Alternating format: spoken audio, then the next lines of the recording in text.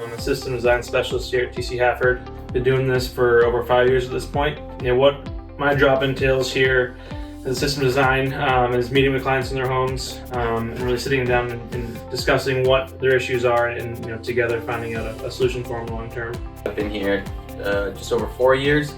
I'm also a design specialist, and I really enjoy that. Every day is different. I love traveling the state, meeting new people, getting to come up with good solutions for long-term problems. I've been with TC Hafford for 4 years now. Our buddy Tom really introduced me to the company. When I heard Tom talk about TC Hafford and how much he enjoyed working here and just all the resources they give us and investment into us and training us and really giving us the tools we need to succeed. It just sounded like a great place to be.